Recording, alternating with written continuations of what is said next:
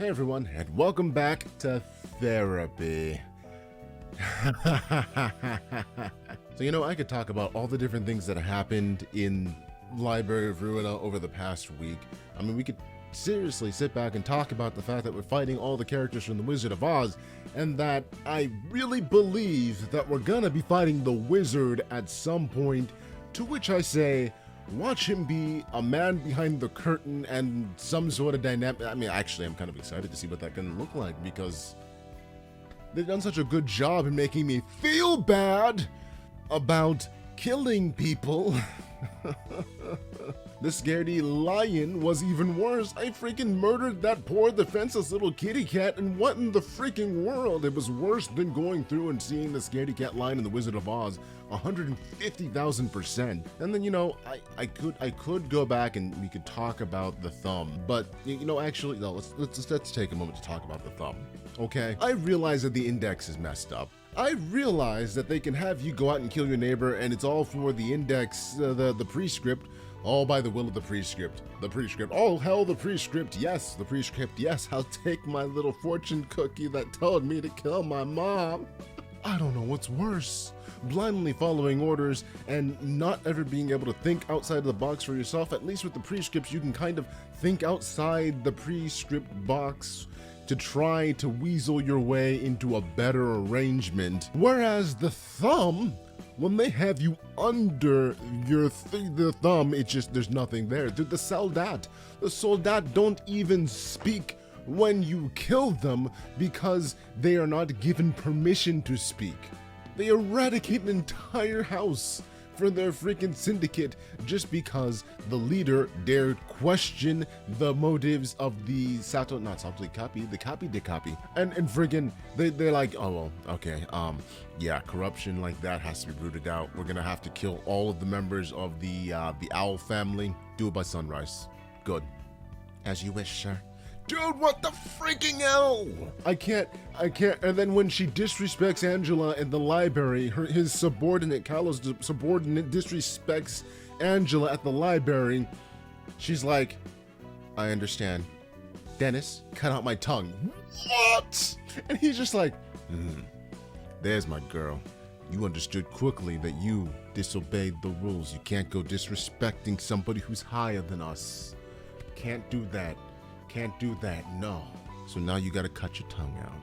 Good girl, good girl. What the freaking hell? Even Angela goes and says, you were right. You were right. The thumb is a certain kind of special crazy. Certain kind of special crazy. And even the freaking index guy comes in. I forget what his name is because I'm not good with names. He comes in and he's like, hey, about going to the library. You might not want to do that. Like, what, bitch? You come in here, you disrespect in my house. I'm the Sato de Copy. You don't come in here and tell me what to do, because you're not higher than me, you're below me. So I'm gonna do what I want to do anyway, bitch. Freaking, what the freaking? I hope he's okay.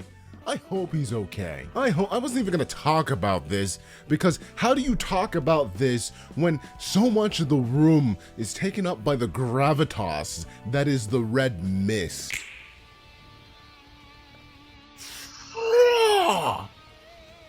Dude, the red mist is. I thought they were just kind of like, well, Callie's freaking cool. She's freaking, she's really powerful. She was a really good grade color fixer by the end of her life.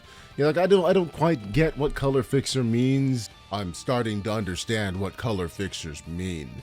Holy freaking crap. Callie has to be one of the most amazing characters in a freaking video game that I have ever seen. Her fight alone, with the music, the freaking ambiance, the gravitas, the need, the urgency to kill her before you're reduced to red mist is amazing. And I don't feel bad because, man, that was a hard fought battle. I don't feel bad for killing her because technically it never happened. So there's no wrong done in the world of history with us killing the Red Mist. Now, there might be some sort of sick perversity if we were to go through and do it with Gabora, which I understand there's some sort of like special thing you get for doing that. We'll figure that out later.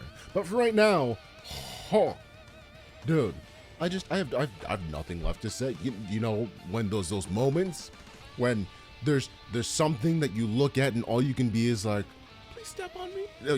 You know exactly those moments that I'm talking about. That entire fight is one of them. That entire fight, I got nothing bad to say about it. Nothing bad to say about it. And Bina's like, hello what? Hello what? Hold on, put down this tea. Yo, Nugget, hold my tea. Hold my tea. Because, I mean, she wouldn't have anything to do with anything until an appropriate challenger shows up and she's like, oh, I get to rock with you again? Let's do this. Just freaking hell. And then you realize that Bina is no slouch herself, but she's nowhere near as powerful as Callie, and you're wondering, how did you take her out? Because from what you guys are telling me, it was a draw. I want to be on the freaking fly that's across the room in a shelter that is safe from everything in that fight. I gotta see that. I gotta see that. I have to see. The hype in that is so freaking well. And I said this on stream. The outfit that she wears for her ego reminds me of Ashley from Wild Arms 2. If you ever did a chance to look at that game, if you ever have seen that game in the past, you'll understand what I mean by that. The music changes, he transforms into this outfit where it's like a suit of armor, it's from head to toe, he glows, it's very reminiscent of that, except Gabora is just freaking 10 times cooler. Oh man, I got nothing left to say. Only thing I can possibly say is, you know what, it's not therapy this week, it's simp week, because Gabora, Red Mist, peace out.